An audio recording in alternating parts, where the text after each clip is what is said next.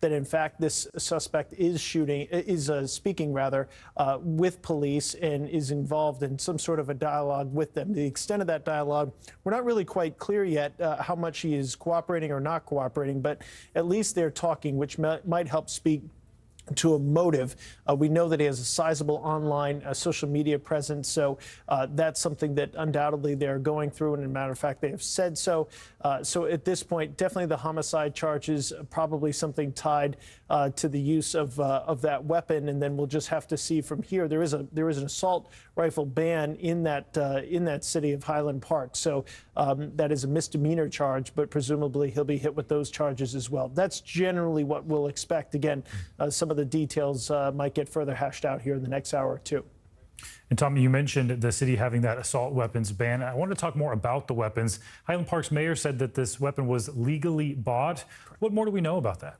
Right, so we have a lot more clarity now on the weapons. Appears to be 3 to 4 weapons, all purchased legally, as you said. That's not surprising to us because he is over the age of 18 and does not have anything on his record that would be a felony conviction, which would make him ineligible to purchase firearms of any kind. He had the 2 rifles.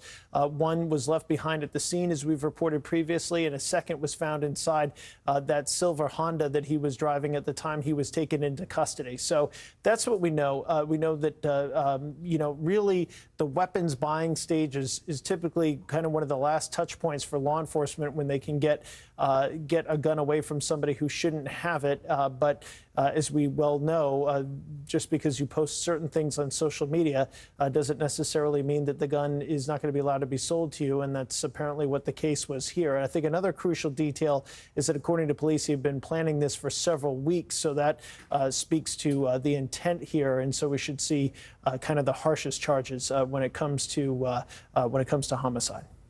And as you mentioned, that suspect apparently speaking with investigators, so more to come on that front as well. Tom, thanks so much. Okay. Well, NBC News senior reporter Ben Collins joining me now. We've been talking a lot about this social media footprint that this suspect has, and you've been digging into that. These accounts appear to belong to the gunman. What have you been able to discover?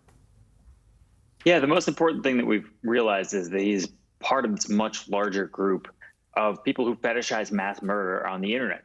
This deeply nihilistic, I would say, doomer sort of political affiliation that believes that there's basically like no place for them on Earth, and they have to take it out on people. He has tons of views, tens of thousands of views on YouTube and Spotify for his rap name Awake, and the music videos for his rap music were just school shooting videos. They were him dropping bullets, literally physical bullets, in a simulated classroom.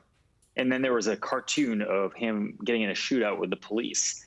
What we've seen is ties to these communities on far-right versions of the internet that lionize mass murder. You saw that for months. The last video he posted was in January, so he's been thinking about this for a very long time. He's been relatively quiet on the internet since then. But that's where he was in these spaces on the internet. Truly disturbing that more people could be posting about similar things that this gunman allegedly did. And we know a lot of people are pointing out that the suspect posted twice about former President Trump. What exactly did he post? Yeah, he posted himself draped in a Trump flag. He also posted a video of himself outside of a Trump motorcade. Then he flipped the camera orientation around to reveal his own face there. And he attended some right-wing rallies over the course of time. He also, in Discord chats, ranted against communists at some point. But the political affiliation, I would say, based on his entire online identity, was smaller and part of a much, I would say, part of a much bigger picture of nihilism and political nihilism that has very little to do with traditional left-right politics. It has more to do with chaos, which was more of a worldview that you saw from him over the last few years. Very important to point out. It's not always so easy to look at someone's social media profile and figure it all out, but you spent a lot of time digging through it. Ben Collins, thank you so much.